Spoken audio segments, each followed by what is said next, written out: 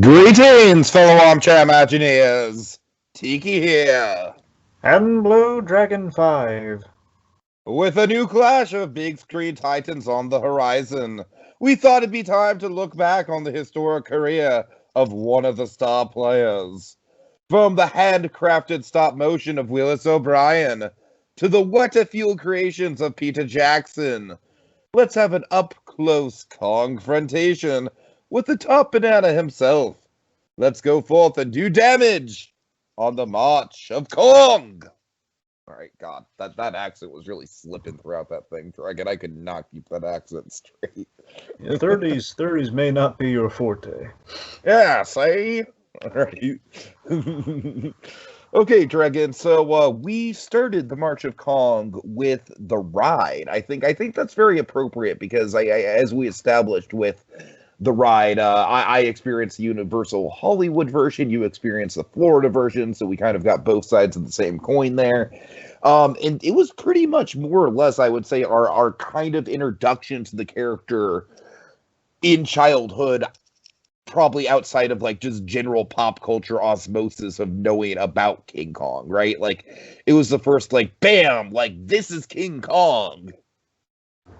Yes, that would be accurate, yeah.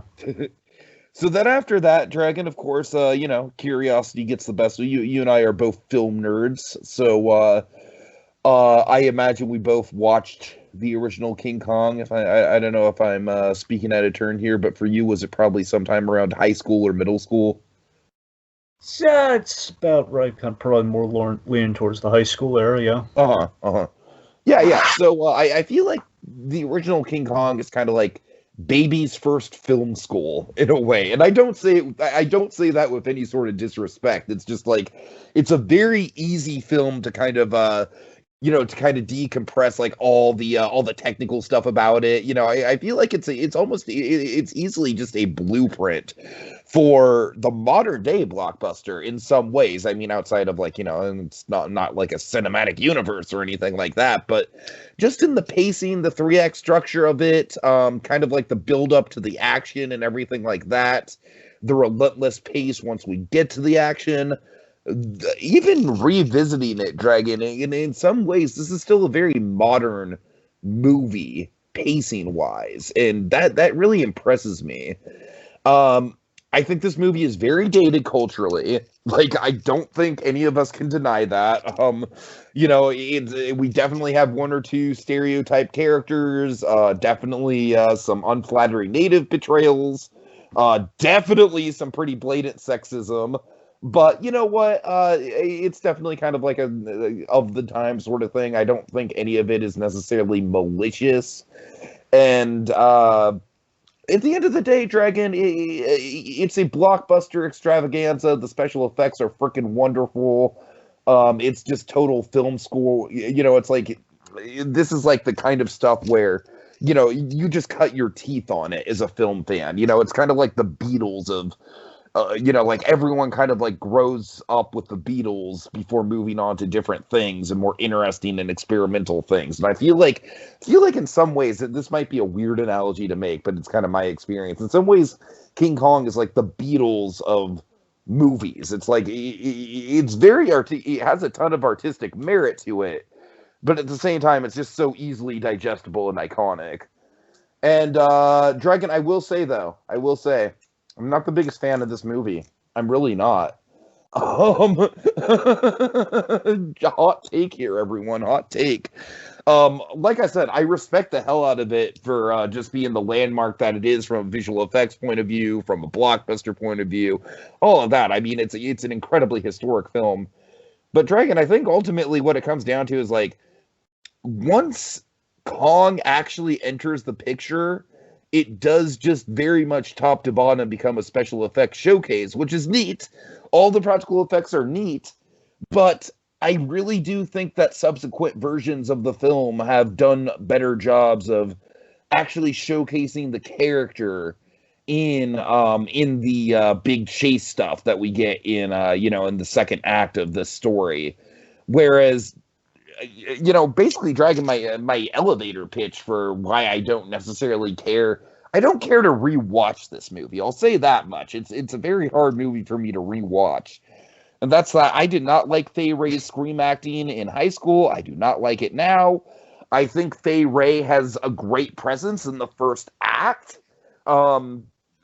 Definitely more than I gave her credit for in high school. Rewatching the film, I think they set up her character very well. But man, I mean, once she gets kidnapped by Kong Dragon, it's just wall to wall screaming. And I'm sorry, that is the one dated thing about this movie for me is the sound design is just, it's abrasive. I mean, between like, I feel like the music gets really repetitive once we get into the chase stuff. I feel like, it's either like the men, the men just kind of like scrambling and kind of like talking over each other, or Anne screaming. It's honestly a little obnoxious. Just like I said, it's like I respect the hell out of it from a technical point of view, but it's not the most fun thing for me to rewatch.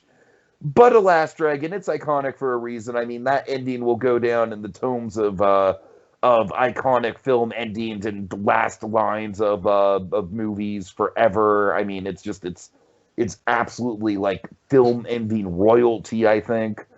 And but like I said, generally speaking, just as a pure looking at it from a pure like I'm gonna just sit down and watch this movie, not really a fan. I honestly think that Son of Kong is probably the one that I would go to over this because I think joking? The Son of Kong? Have you not seen Son of Kong? No. I mean, you mean the sequel, right? You mean the one that came out at the same... Well, was it the same year it came out? Yes, it was the same year. So you like Son of Kong more than this? I'm saying this is obviously way more influential, and the special effects are better and everything. But I honestly think Son of Kong is really underrated when it comes to the story. We have a great redemption arc for Carl Denham. I love seeing Carl Denham in the aftermath of the King Kong event and him wanting to kind of atone for his sins. I like, honestly, Dragon, I feel like Son of Kong is super underrated. I honestly think it has a better flow to it than this one does. I admit the ending of Son of Kong is great. I won't fight that. Okay, but I'm just saying come on. I don't know. Like I said, Dragon, I just think the screaming in this movie just gets abrasive, but I don't know. Maybe and as I said too, I just think culturally this movie is just pretty horrifically outdated in some elements. Yeah, but I would give you the retort. It's the 30s. It was. Yeah, I know, but the 30s. Anyway. All right. What are your feelings on this movie? Feelings. Of course, I've said this before. My sell line when it comes to the King Kong is that King Kong is America's Godzilla. In that, yes, I'm aware King Kong came first. I'm well aware of that. Just go with me on this. King Kong is America's Godzilla in that he was like the non-universal horror monster. He was like amongst the greatness and the importance of the universal horror monsters, but not a universal horror monster. He's amongst the ranks. He's one of the King Kong is one of the rocks you build the church upon, the church of cinema upon, more accurately. It's it's a meta film about ambition. I think ambition is kind of like the most important kind of descriptive term I could place on the film. It's a meta film about ambition with a director who wants to be the King Kong of the industry, which very much mirrors the actual guy behind the camera. It's in a sense it's kind of life imitating art and the tragedy of the destruction that comes from pursuing fame and greed so fiercely that you turn a king into a monster, and that's the tragedy of the story. You take a guy who's a king. You take a creature that was a king out of the way on its own island. You've taken him down. You've turned him into this monster. It's a great monster story in that regard. I'll admit, rewatching it, it's been a long time since I watched this one because if it's King Kong, you know it. You don't need to see. You know it. Sometimes you look at the Willis O'Brien effects and you're good. But it's the pacing absolutely leaves little to be desired. Leaves a little to be desired. There are some fun.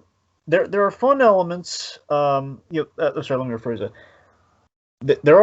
There's certainly some fun elements, but there are also very, very absolutely a few elements that are outdated. But again, I redirect to my earlier statement. the 30s after all. What do you want? It was the 30s. They were inventing this stuff, okay? Yes, it doesn't. Yeah, it doesn't hold up today. You know why? I'll tell you why. It was the 30s. So, but for me, here's the thing. I'm pretty much simpatico with you in that the film, just looking at it, for me, King Kong has always been this, and rewatching this is affirmed my stance I've always had, but I've kind of clarified it, in watching it again, is that, you know what? King Kong, nothing tops the third act. To me, the third act is the film. That's the film I care about. I hear you. Everything else is like, Act 2 special effects. Act 1, it's like it's expo heavy. It's what it is. That's the heart of the film. That's the heart of the movie. It's the third act. It's the monster story. It's like, we've messed with something we shouldn't have messed with, and we've kind of taken this extraordinary circumstance we're seeing unfold before our eyes, and it builds to this wonderful crescendo. I mean, Act 3 is the film, but it's a long time getting there. It's a little too long getting there, in my opinion. But that's how I feel about it. Oh, you think it takes a long time to get to New York now, buddy? I know. That's why I'm terrified. Boy. You can see why. Boy. So I'm not looking forward to a certain lengths of our adventure going forward here. That I somehow got. Like the length of time that it takes to get to New York in the Peter Jackson movie is literally longer than this entire film. Dragon. Yeah, I'm getting the sense we're not going to have like the simple solution of like, hey, let's take you to New York, and we're just going to transition to New York. Someone tells me we're going to have like the long boat ride getting back to New York. No. We transition to New York. I'm going to kill that worry for you right now. All right, no, it just takes forever to get to that point. All right. Oh, God. All right. So, Dragon, honestly, the backstory to this thing is freaking fascinating, but I don't even know, like, there's so much to it. I feel like we could honestly do a whole podcast on the backstory, and I don't really want to bog this down, but all I can tell you, Dragon, is Willis O'Brien.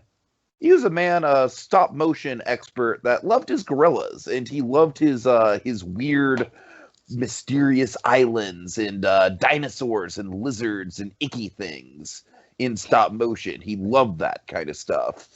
And Dragon, he was pitching around a movie for a long time called Creation.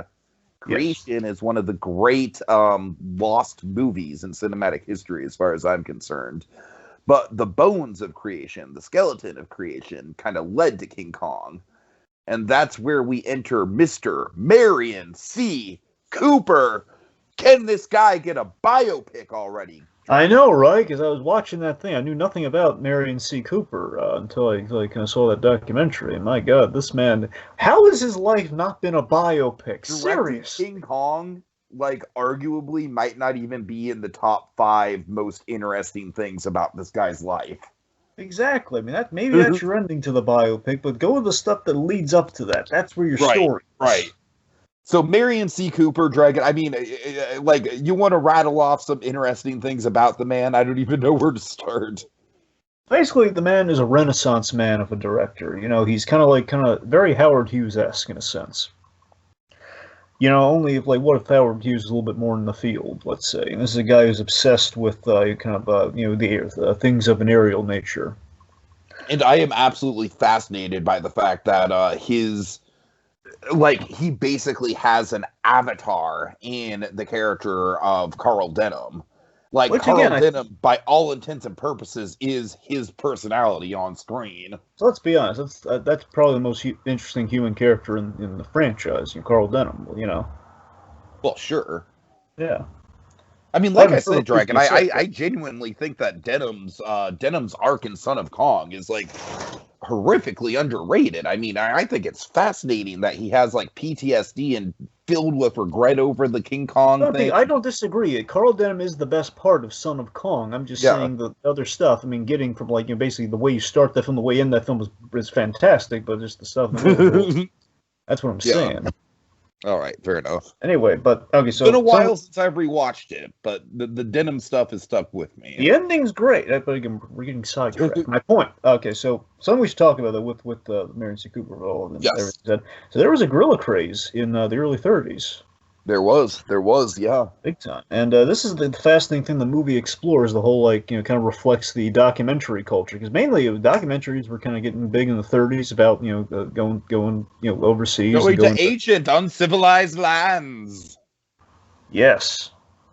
Uh-huh. And, and basically there was this, I heard that there was this, like, this faux, kind of this fake documentary. It was in Ingagi or something like that. And that's basically that was kind of like the very basically the 30s kind of faux documentary of bestiality. It's really weird.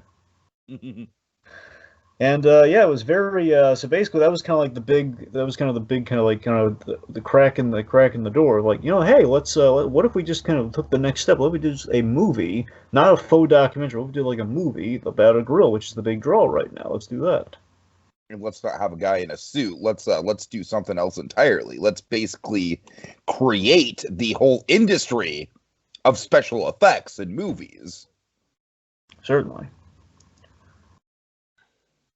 So yeah, so Willis O'Brien meets up with Merian C. Cooper, Dragon, and they just, hey, I've got an idea. Well, I've got a crew. It's obviously not that simple, but essentially, they combine Merian C. Cooper's idea for the abandoned island and dinosaurs concept with with the top banana billing of the King Kong character, and the rest is history, Dragon. Right.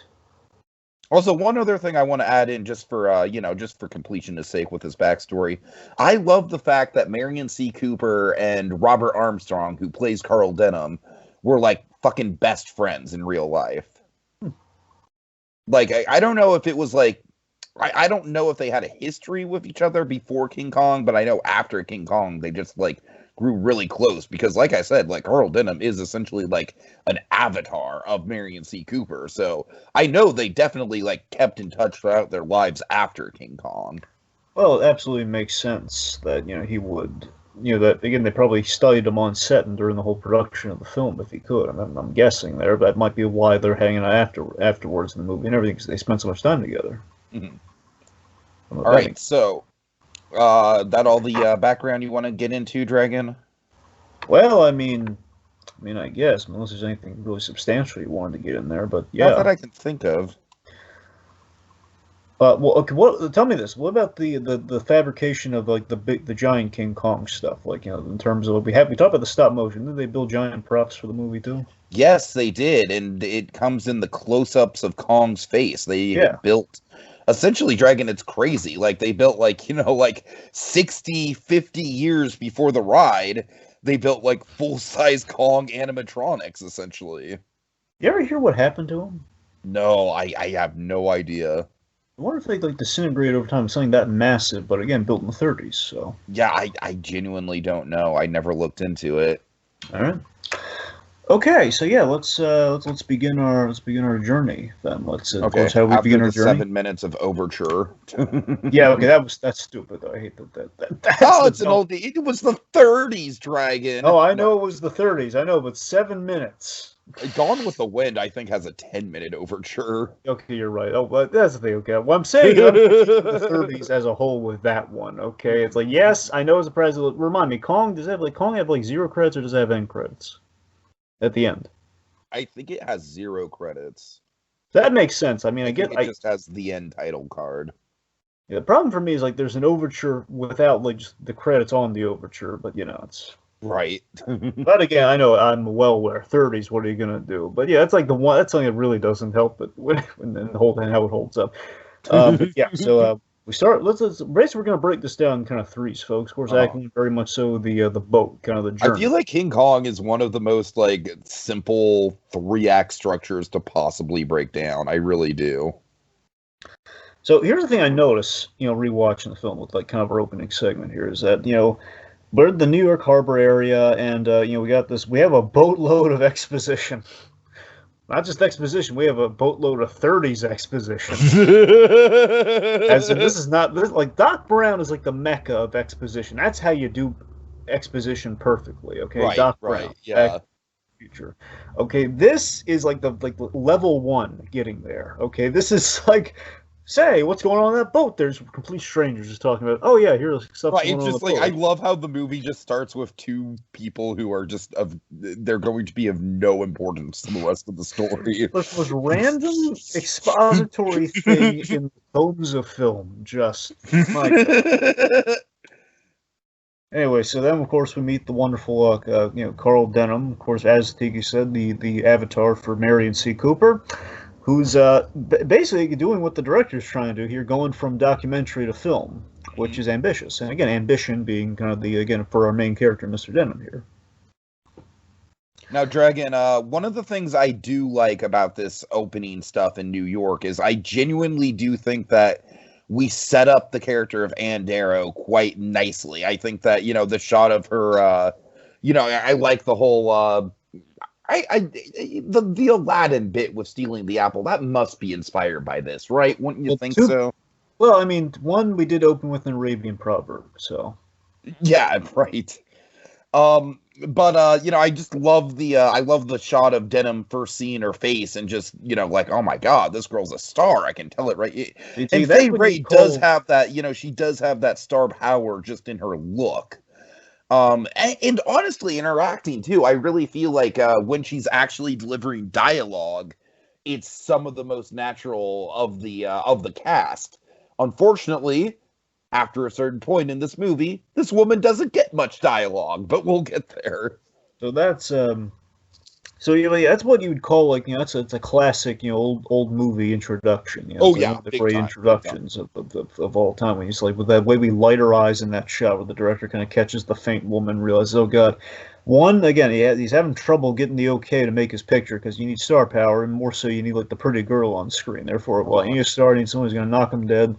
Ergo, we get Faye Ray once we have this chance encounter. That's an old movie introduction. I really like Denham trying to sell her on it in the diner, like him getting overexcited and that almost scaring her off, genuinely, I think it's pretty good character building. And I love that in the film, Ann Darrow, she is very much so, the key to the picture and this film, both the picture within the story of the film and just our film in general. She's the key to everything. She's the, we kind of sell her on like, hey, one woman on a ship of men in the 30s, apes, if you will. These basically on a ship full of apes. But yeah, I mean, again, she's very much key to getting it made, and just kind of like the main focal point in terms of like it's going to be her dynamic with King Kong later. So it's very. Anyway, so of course, she, long story short, on the boat, she kind of forms a relationship with the first mate of the ship. I believe the first mate, if not the captain. So, Dragon, I think you and I can agree. Carl Denham as a character holds up. Ann Darrow as a character holds up. Jack Driscoll, on the other hand. Well, to be fair, you just said she didn't hold up because of the Scream Queen stuff, so... I'm saying in the first act, Dragon, they set her character up really well. What are you gonna do? All right, so you have Jack Driscoll. And Dragon, one of my absolute favorite things about the Peter Jackson King Kong movie is that they openly mock Jack Driscoll's dialogue. Because they have it so that, the fake movie that Carl Denham is shooting openly uses the whole like, well, I've never been on a ship with a woman before. They're a nuisance. And so, yeah, man, Jack Driscoll as a character really threw me off of like, he is so wildly inconsistent, Dragon, from scene to scene practically. I mean, here's the weird thing with Driscoll, okay, so I there's a lot. I give the 30s a big pass with a lot of the stuff. I'll admit, though, in the grand whole of the story, Anne, I think I love you. So I want to be clear. Okay, let me be very clear with something. I think it's nice, but moves a little quick, which I would just chalk up to. It's the 30s, of course. It moves quick. Not really thought. We're not at the point of like the intimate, long-spanning relationships. No, it's just like. I will say the Peter Jackson film takes forever in comparison to this movie to actually get to the island. Buckle up for that, buckaroo. It's coming. Just an hour on that ship, buddy.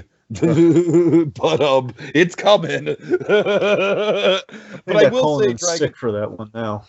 No, I will say though, the one thing that the extra runtime does do, and my God, they would fail if they didn't do this, is that it does build up the Anne and Jack relationship in a more natural way.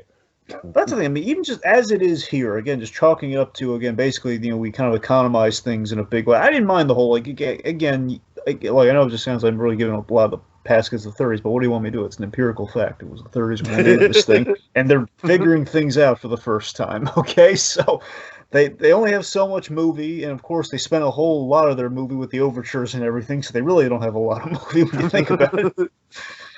So in that regard, the expo, everything get to this point. So you only have so much time with these two together before she gets taken by the monster, pretty much for all of Act 2. Let's be honest. Yeah.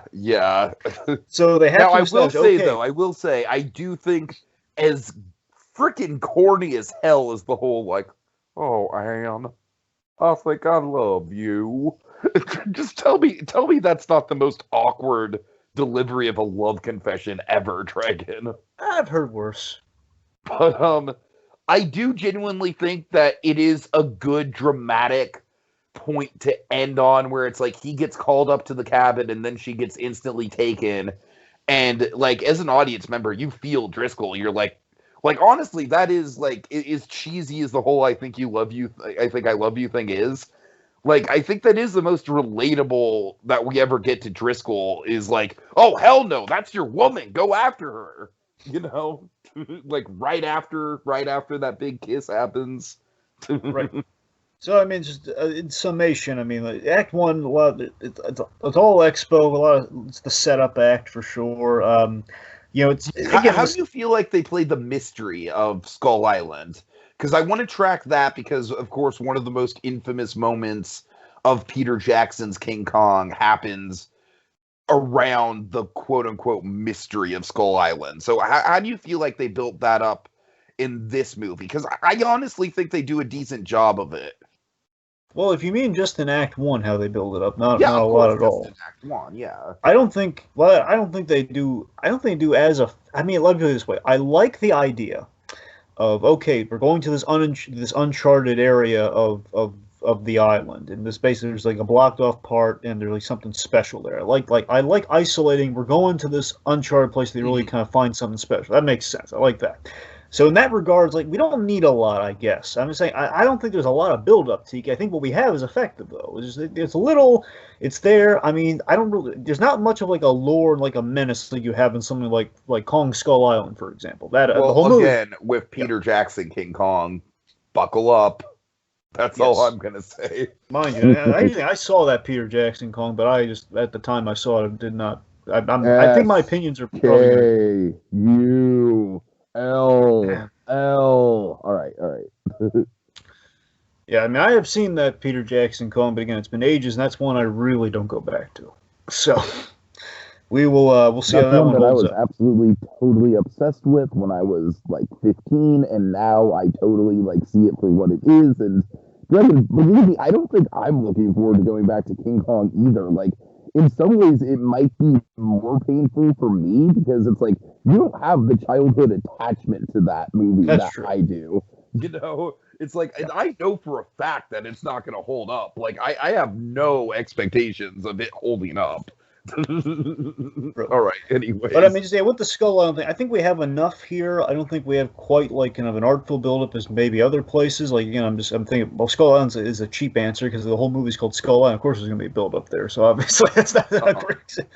But I mean, anyway, so just with the Act 1 thing overall, though, is like I'm used to it because it's like a standard 30s to 50s kind of black and white monster. Look, Creature from the Black Lagoon. It's a similar thing, you know. It's very similar to Creature, yeah.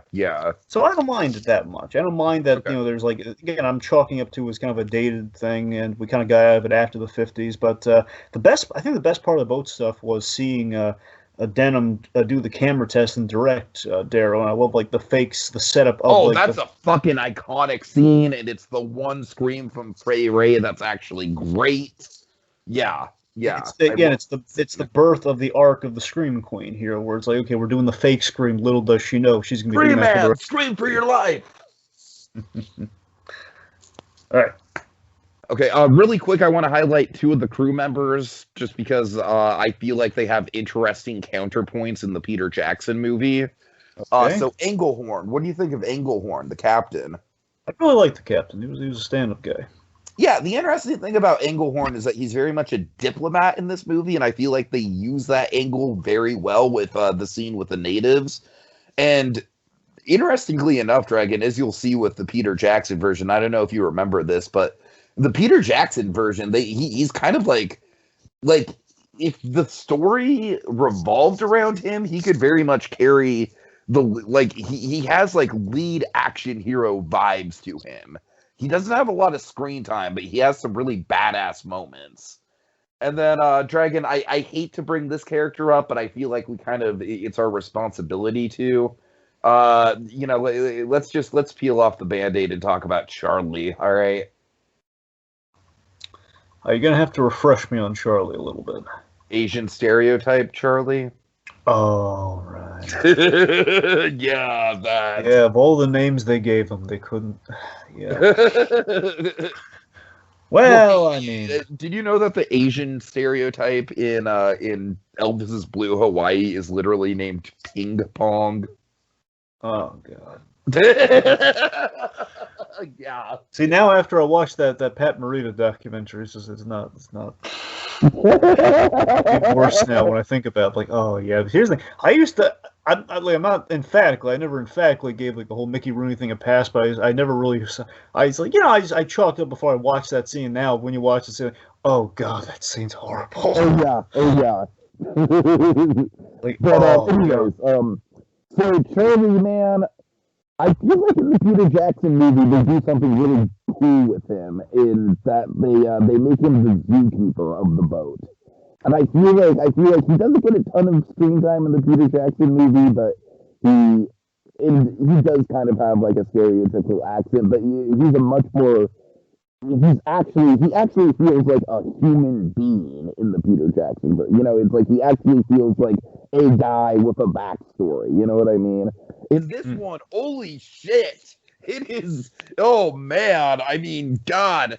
Like, we didn't even touch on the blatant sexism of Jack. I mean, I kind of briefly joked on it. Like, I don't even really think we need to say too much about it. I think it's just kind of like of the time writing, the whole like, well, I've never been on a ship with a woman before. I do like how simple it's like. Not as like it's just very simple and straightforward. Like, I've never shared a ship with a woman before.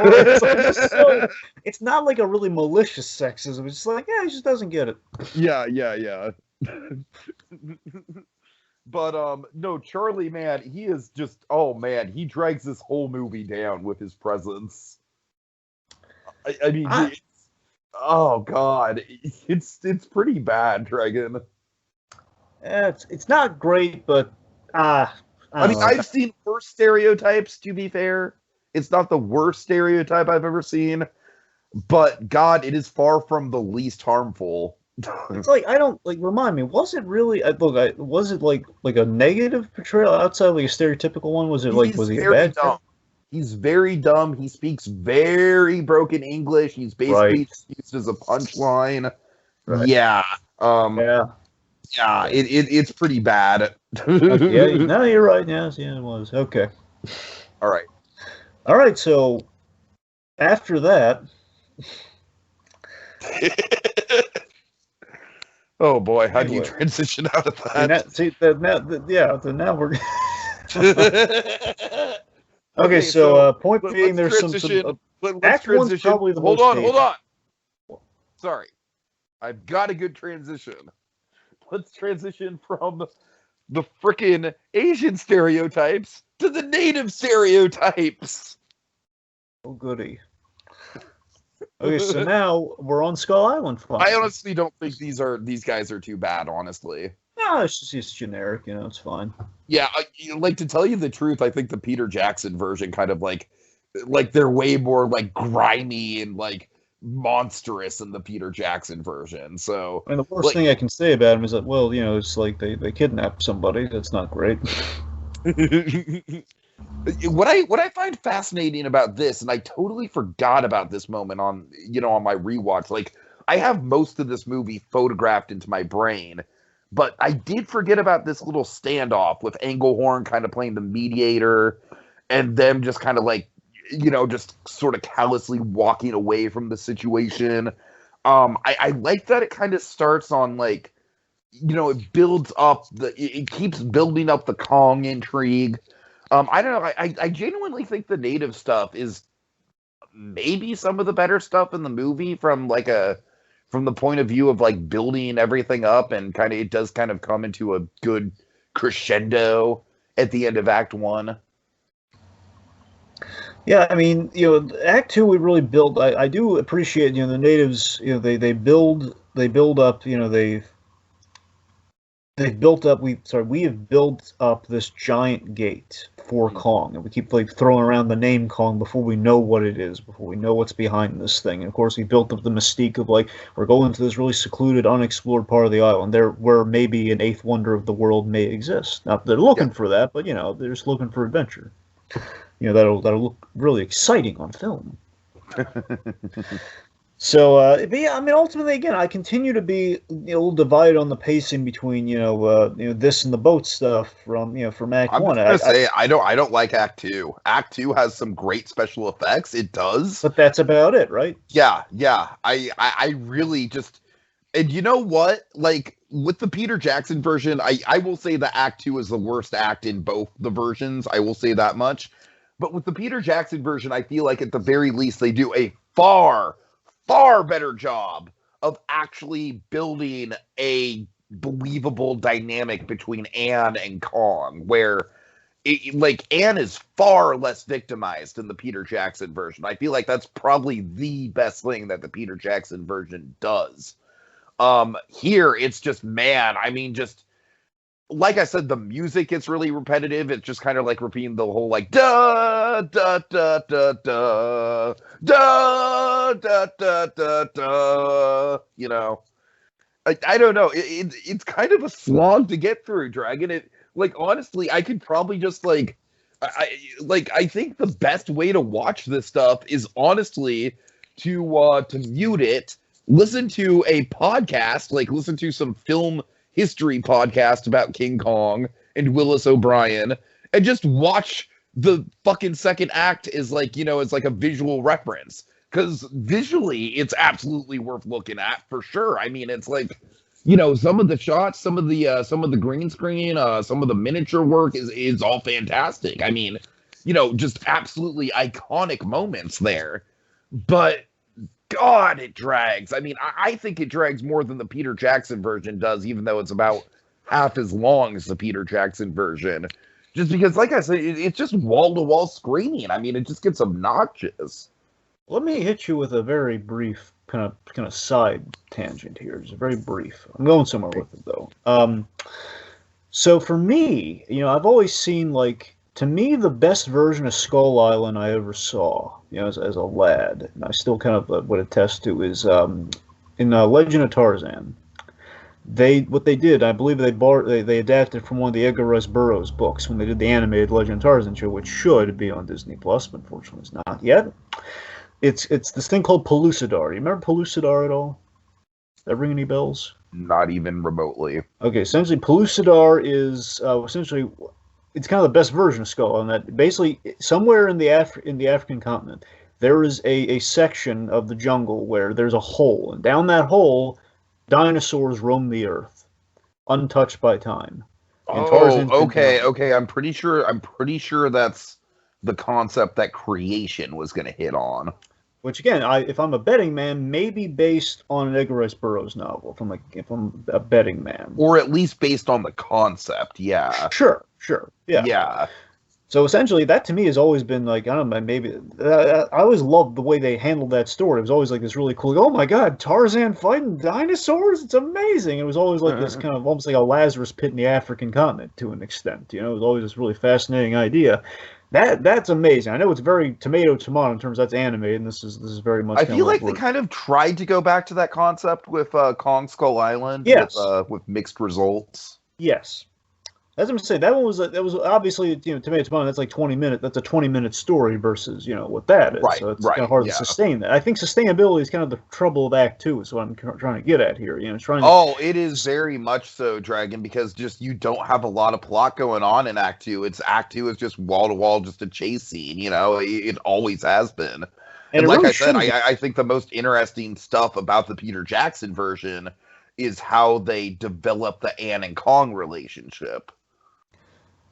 Certainly. Now for me, just with what we have here. So, of course, the claim to fame. This may be maybe not a hot take, but a simmering take. That's not really kind of like a lukewarm take. I don't know. It might be a hot take. I don't know. We'll find out. Uh-huh. So, of course, claim to fame. Back to Willis O'Brien stop motion, the projection stuff, the matte paintings, is the whole kit and caboodle. Do you know the moment that Peter Jackson just absolutely geeks out on, and he included it like in his version?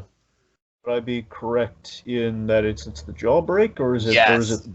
Yeah. No, it's not the jaw break specifically. It's playing with the broken jaw after the fight. That's everyone said. So I'm glad you brought that up, because that's my point. So stop motion's revolutionary for the time, but I think in the action of Act Two, this is the hot take. I think a lot of the action on Skull Island is dated. I know some people are like sacrilege because look, the jawbreak. No, it is. Cool, it's a ton of green screen that just does not hold up at all. But the bit you just mentioned, that's my favorite part of the Kong stop motion, which we get all of in Act 3, that we really get the first glimpse of in that jawbreak moment, is at the aftermath when he's playing with it. That's what I love. I love the moments and the subtlety in the stop motion, but like just Kong fighting the stop motion Kong, which again, the intimate character moments animate phenomenal. They hold up, but just like Kong, look, giant gorilla fighting stop motion dinosaur from the 30s, it just doesn't quite do it for me. Yeah, I hear you. I'm sure the diehards are like, how dare you? Like, come on, guys, look at it's like an eye chart. Look at the one on the left, look at the one on the right. Come on.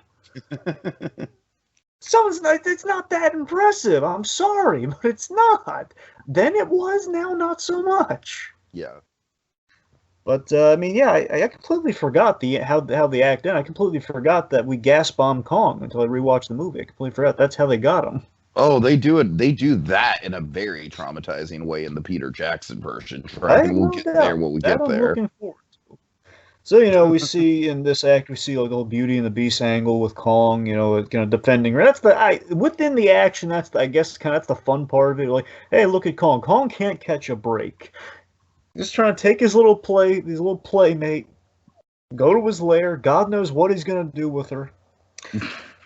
And because this has happened to other girls in the island, other sacrificial lambs, and I don't know what's gonna happen. I fear for her safety, but I don't think it's gonna be like BFG at all.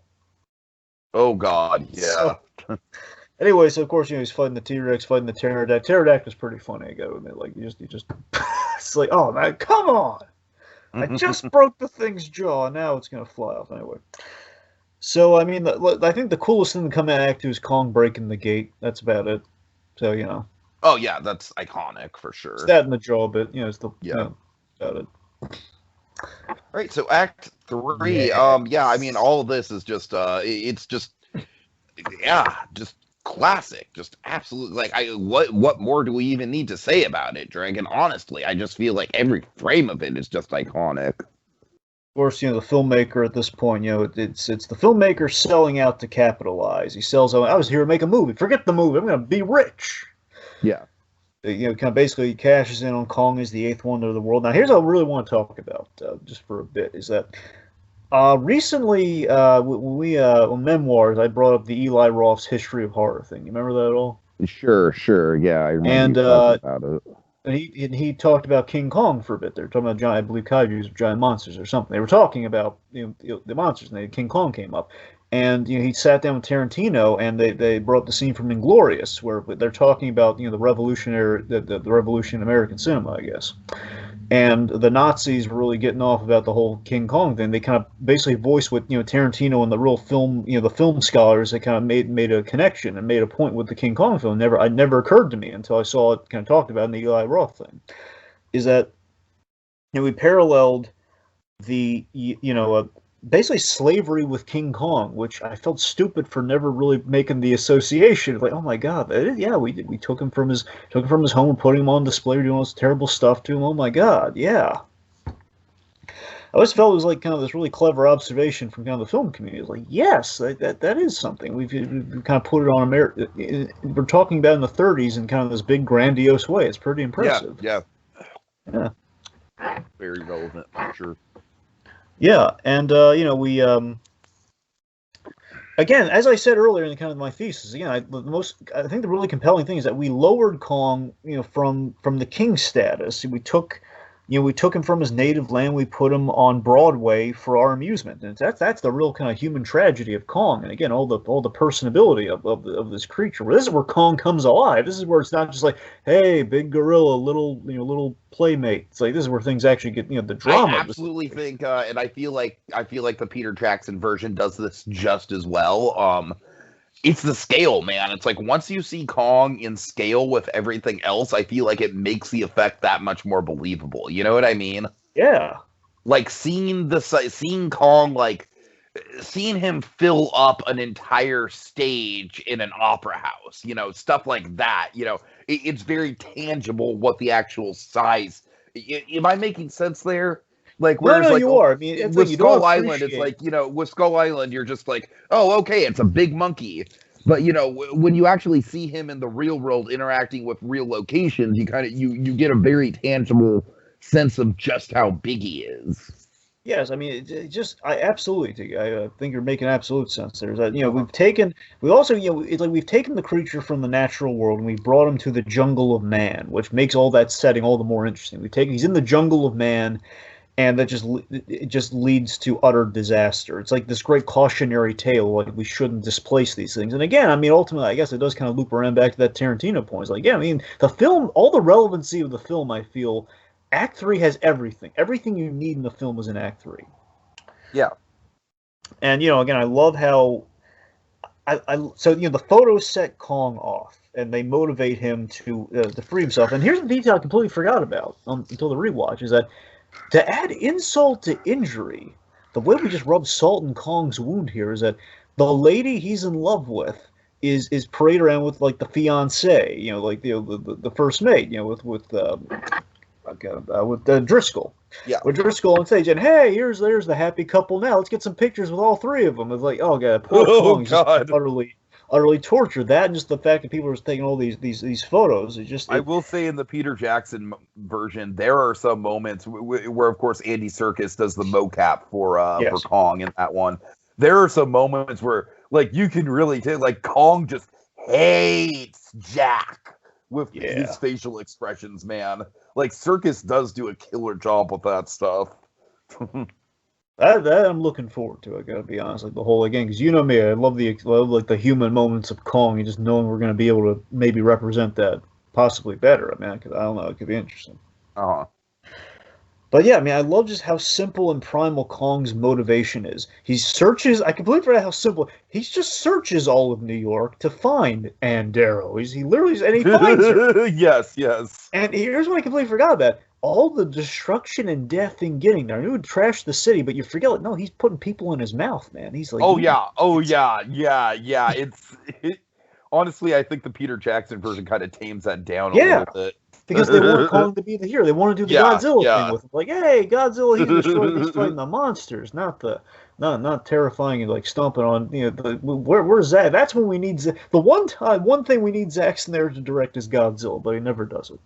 God, oh my God, Zack Snyder Godzilla. I would actually be genuinely excited for that track. Right? I mean, if only we could, why couldn't Gareth Edwards had done? Why couldn't they have swapped? Right. Oh God. Anyway. Okay, so here's the thing I really want to talk about. So the Empire State Building. So not only do we have New York as the building set piece, but the thing you got to factor in with the setting. This is the most proper use of the whole. It was the 30s thing. Is that the Empire State Building is 2 years old when they shoot this. It's 2 years old. This put New York on the map. This movie, the Empire State Building, like culturally, like this might be the movie that made New York the city to film and set movies in. And again, like, King Kong is trying to assert his dominance in this jungle, which again, you look at the movie, you feel for him. It's like, oh God, he's been displaced. You feel this is not right. In your bones isn't right. We're turning him into like a moneymaker, and he's just like he again being the primal animal that he is. He wants to assert dominance. He's the biggest creature, but he's rivaled by these buildings. So what does he do? He climbs the tallest thing he can find to assert his dominance, and with the thing he cares about, with Andero.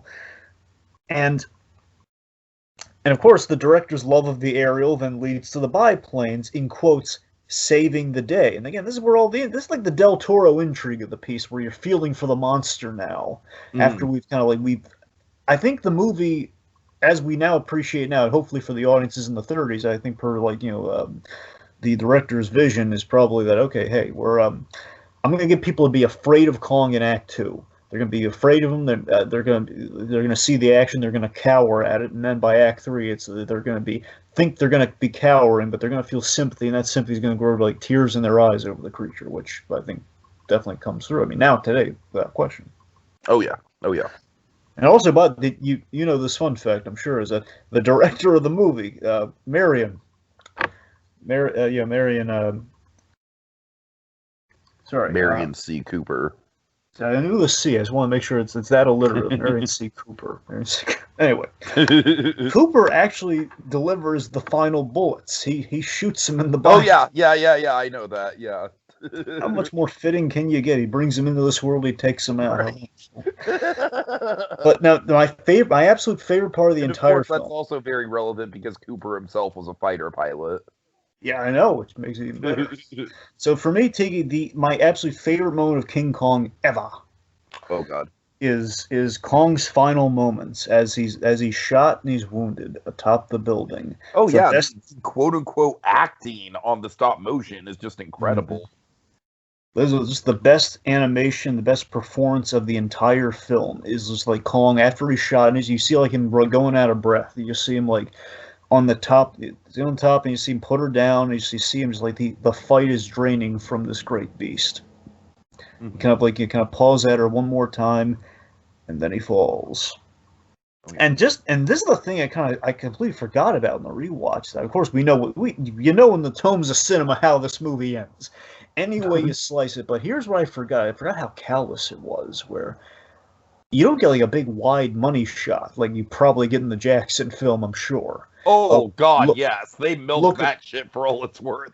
Yes. But look, as I'm sure, like look at the big, Shakespearean image of the beast strung about. Look at it's like very much like look at Superman's dead body in BVS. I mean, the Jackson one, Dre, they have like a slow motion, like him slowly falling from the edge, and then like just the slow fall is the dramatic. Yeah, the Jackson version milks it to death. Yeah. But it's just the fact that Denham, he just walks up on. We don't get a full shot of the body. We just see it's a mess. You don't really get exactly, well, at least in my opinion, I don't think you really get a full view of what exactly you're seeing in that shot. No, you really don't. Yeah. And I think that just speaks to when someone hits the pavement like that, it's just a mess. Right, and you're not going to get a full picture. It's just like it's the cold fate of this. No, the ending of the Peter Jackson version, the body is definitely very clean. I will say that. That's what I'm saying. I really respect him. I was just so caught off guard by how just kind of cold and abrupt the ending was, and getting to the big, beautiful kind of quote of the film is like it's like you have that bittersweet realization by Denham that you see, like where it's it was the planes got him. No, it wasn't the planes. 'Twas beauty killed the beast. Oh yeah. And I will say, Dragon, again, I'm sorry, this whole podcast, I can't, Dragon, King Kong 2005 is in my goddamn DNA, all right? I can't help but compare I've noticed that, Tiki, yes. But in the Peter Jackson version, given the fact that we build up the relationship between Kong and Anne quite a bit more, I feel like that line hits a lot harder, but that's just me.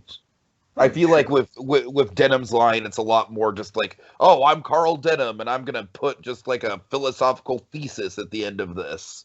I mean, again, I haven't really refreshed myself on 2005 yet, but if I were to, I guess you can confirm this maybe.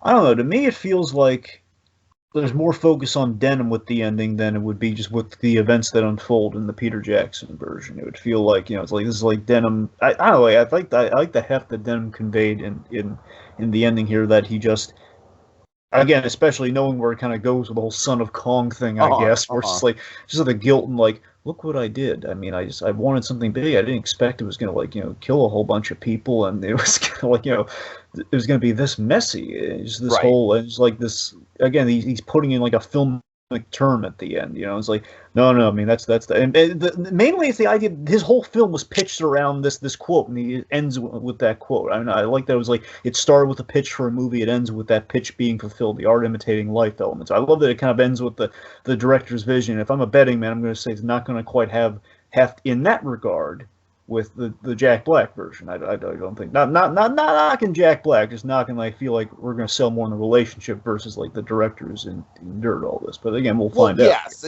we do very much sell it more on the relationship, Dragon. You're absolutely correct about that. Yeah. I'm saying, kind of comparing the two versions, I feel more the director absolutely the star of this one. Than, Sure. Yeah. All right. Although I will say that the Peter Jackson version, I feel like, does give a lot more emphasis to Denham's efforts to actually like shoot the film while on the island. I feel like that's kind of a detail of the plot that gets kind of glossed over in the original. There's one thing with Denham I'm really excited to see in that Peter Jackson version. Okay, I can tell you maybe if do you want me to clip your wings on your excitement or not? If you're, I don't know. What is it? I don't think so. I just think I'm going to find out. What is it? You really can't wait for anything, can you? No, I think there's like a shot where Jack Black's running with the camera, and that seems. We know that Merian C. Cooper, he would like sometimes like take the camera and he would just like. It's like a James Cameron moment from Terminator. Dragon, there's several shots of Jack Black running with the camera. Like, that camera is like a secondary main character in the second act. What I want to see is like, Cooper having kind of his James Cameron moment, but via the Denham character. Like, via this whole, like, give me the camera, I'll do it myself. I don't think you'll be disappointed with that, Dragon. I feel like they capture that element of the character quite well. That's kind of the moment I'm looking forward to, was with the director in terms of the adaptation there. So, all right. So, final thoughts on my end. I think this is a super historic film, obviously, but I gotta tell you, as far as classic cinema goes, this is not one that I return to that much. But yeah, the special effects are pretty damn groundbreaking. I'll give it that much. Final thoughts for me. Truly a film from the golden age of cinema. Also helps bring monsters to the big screen. I don't think ultimately, I'm connecting a lot of dots here, but because spanning decades. But I don't think we get Shape of Water winning the Oscar for Best Picture without this film, and kind of starting the party, or at least kind of like getting kind of putting things in the motion at the very beginnings of things. It revolutionized effects in film. It created a generation of monster movie fans, I'm sure, and stop-motion artists, without question. This film was the tide that raised all ships in some regard, and given that we started on a boat, I feel that's appropriate. But, it put New York on film in a king-sized way, and it raised the question that, maybe we can create maybe we create our own demons and we get what we deserve, when we get too ambitious. And I think that's kind of the movie's both kind of the thing elevates and the thing holds it back sometimes, is maybe we get too ambitious. Mm. Yeah, Peter Jackson. Yep. All right, so Dragon, of course, the next one is going to be Peter Jackson's King Kong, which I am both excited for and dreading. I am such a fucking, like, shameless fanboy about Peter Jackson in that particular era of his career. I watched all the production diaries, Dragon. I was so all in on the production of that movie. Yes. I'm kind of terrified to revisit it. I really Let me guess, there was no commentary on that, was there? No, Dragon. Peter Jackson is like the opposite of Spielberg. He loves doing commentaries. But did Kong have a commentary, though? Yes. It did. Multiple ones, yes. All right. Okay. I don't know about the original edition, but I do know that That's what I'm thinking of. The extended edition had multiple Yeah, commentaries. the original one, I remember being really disappointed with the original. Like, oh man, there's no bonus features? Come on. It's a weird way that they all the bonus features for that movie were saved for the extended edition. But anyways, I digress. All right, folks. Yeah.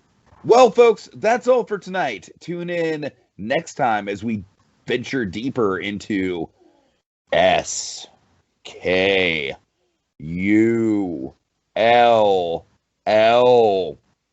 Island and play the drums even faster as the trek goes on for this march of Kong.